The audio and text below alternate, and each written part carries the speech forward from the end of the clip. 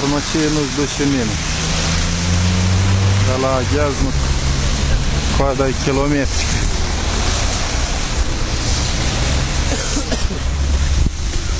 Oamenii cred în minuni. Nu interesează ei și au descoperit știință.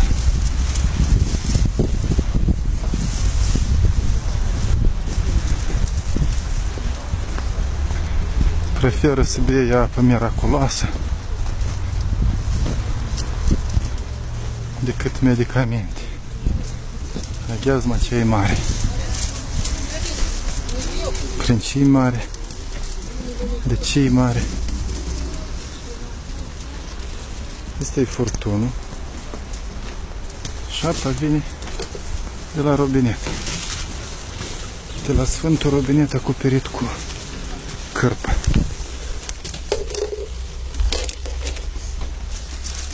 Ce-ți vă fac? Dacă nu aveți apă la robinet acasă, veniți la biserică. Popa n-are cu ce-și face. Vilă, mașină nouă. Popii trebuia Porsche Cayenne. Asta e cea mai scumpă mașină. Până la 100.000 de lei costă. Și fără voi nu și-ar fi permis să o cumpere. Nevastă sa doar nu lucrează în Israel la guvern.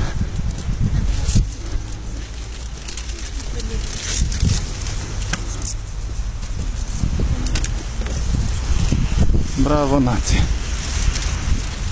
Felicitări! Cum vă minte, așa și soarta.